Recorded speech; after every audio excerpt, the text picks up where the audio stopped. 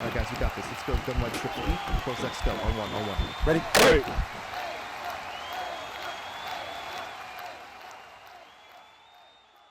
What's up, guys? It's Pick'em with HuddleGG, and today we're back with another tip video, and we'll be talking about how to block the double mug 4-man A-gap pressure that's taken over Madden and college football already this year. Let's dive right into it. And for those of you that have played any online games, you know the exact blitz I'm talking about. They're either going to do it out of mid blitz 0 or nickel dog 3 buzz. For today's video, we're going to stick in mid blitz 0, and we're going to first show you why the blitz works and why it's effective. And then we're going to show you how we can consistently pick this up to give us time to throw that ball down the field. So again, they're going to come out in mid blitz 0, and the blitz setup is they're going to crash their defensive line down, and then they're going to put those two edge defenders in purples. They may put them in hard flats. They're going to zone those guys off. So they're only sending 4 people, and then they're going to user the guy on the running back and bring him up here, either stand him over the D tackle. Sometimes they'll stand him in between these 2 middle linebackers. Again, the pressure is essentially the same regardless of where they stand this guy. Now, what I want you to focus on here are the pass rush angles of those 4 interior guys that are coming after the quarterback. They are all attacking the inside of that offensive line. So you can see all of their angles are actually going at the feet of the center. Right, so what this essentially does is it creates a 4-on-3 where it takes the tackles out of the picture, and it's going to have those 4 rushers on the 3 interior linemen. So they're going to have that +1, and that's where they get the free rusher, or they're going to get people to bounce around because the offensive line can never really block this correctly because, again, those tackles are not going to be in position to get a block one-on-one to start the play.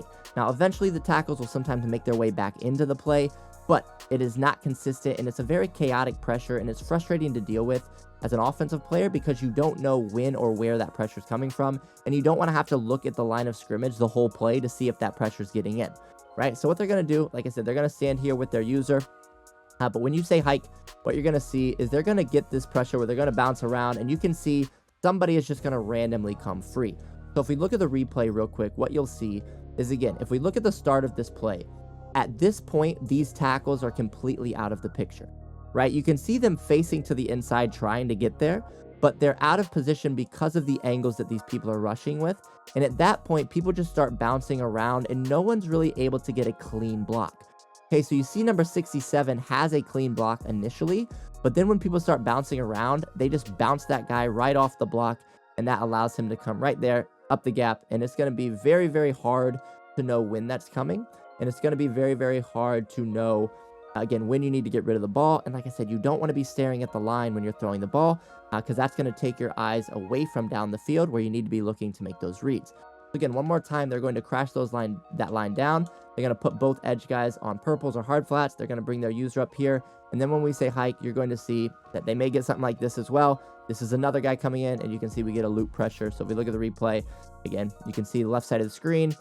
Because of that guy really getting the left tackle out of the picture based off this pressure, you can see that left of screen defensive end is going to loop around. And at this point, we have absolutely no time to make the read that we need to down the field. Now, a lot of people will say just block your running back.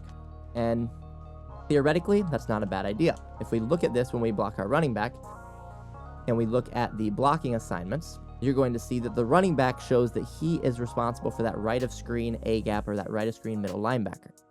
Okay, the problem is when he's responsible for that guy, if we just solely block the running back, the offensive line ignores him, and the running back actually steps to the outside, which allows this to come in even quicker at times. So what we're going to do here, we're just going to say hike. This is, again, just with blocking our running back. So when you see that, you're going to see that he comes in, and he's not going to be able to get back to the center of the line to really make this block, and that's what you'll see a lot. And you can see it's actually probably a little bit quicker when we're blocking our running back. I know that seems crazy to think that when we block our running back and we have 6 against 4, it's actually going to come in faster for the defense, but it does here because, like I said, the line is no longer focused on that right of screen A-gap defender, right? So they're going to let him run in free, but that running back, like I said, he takes a hop step to the outside a little bit to the right here instead of going directly up the center, and that's going to make it hard for him to get back. And even if he does get hands on that rusher, he's not going to have an angle where he's going to be able to block him consistently, okay? So we have to scratch that. We can't just block the running back. Now, one thing that you can do, and this is something that will work, and it will get a hat on a hat, but it's not going to hold the blitz long, and I've tried every player at the running back position. Essentially, this is, to me, the best way to pick it up again, schematically, what we're going to do is we're going to block the running back and we're going to half slide to him. And you can see that he's now responsible for the left of screen middle linebacker.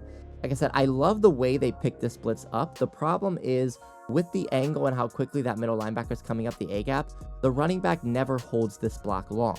So what this is going to look like is he is going to pick that guy up, but he's going to get shedded almost immediately. And that is very, very consistent of what you'll see in the game, right? He is going to pick this up. And again, here, if we look at this, this is actually great blocking, right? We have a hat on a hat.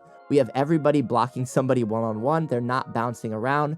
These are all clean blocks. But that running back, unfortunately, will not hold that block. He is going to get shedded almost immediately every single time. And like I said, I've tried people with good pass blocking, good strength. I've tried fullbacks. I've tried tight ends there. No one does a really good job and does a consistent job of holding that block long enough for us to make those reads down the field. So how can we block this? All right, so what we want to do is when they crash down, they're going to set this up again, right? There's the pressure. They're going to bring this guy down here.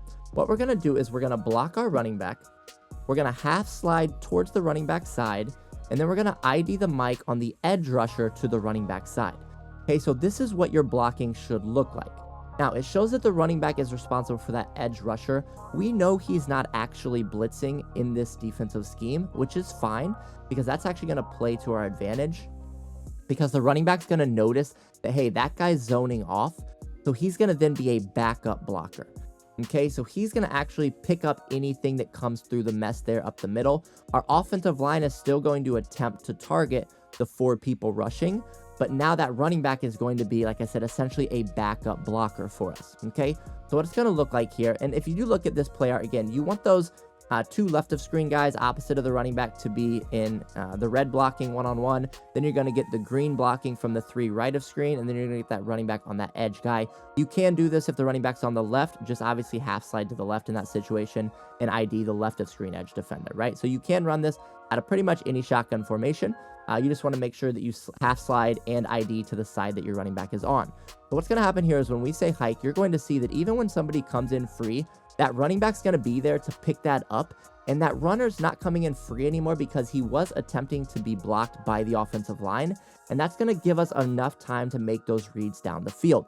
So if we look at this, again, that running back, like we said, is responsible for that right of screen edge defender, right? He's responsible for that edge rusher. As soon as he sees he's not blocking, he's going to immediately rotate to the middle, and that is going to give him time now to pick up anybody who's coming in free. We talked about when we just blocked the running back, he takes that first step to the outside, and that allows him to get out of position and allows the runner to come up free. But with this setup, the offensive line is still trying to pick up the 4 rushers. So now the running back is not getting a free runner every time. He's going to pick up somebody who bounces around and comes in later. And you can see even when that running back is picking up Myles Garrett, he's able to hold that actually a little bit longer than what he was able to hold the middle linebacker because with Myles Garrett here, he does not have a full steam. You can see he's bouncing around. He's not running directly at him, so he has to make contact and then create that shed. But you can see at this point, we were already able to sidestep a little bit with our quarterback and make that read that we need to down the field. So again, one more time, what we're going to do to pick this up when they set this defense up, you can see here we have this set up. We're going to bring that user up over this defensive tackle. We're going to block the running back. We're going to half slide towards the running back side, and then we're going to ID the mic on the edge rusher to the running back side as well. This is what our blocking assignment should look like. And like I said, this is going to now allow that running back to be cleanup essentially. So when we say hike, you're going to see he's going to be there to be cleanup, and that's going to give us plenty of time that we need to make that throw down the field.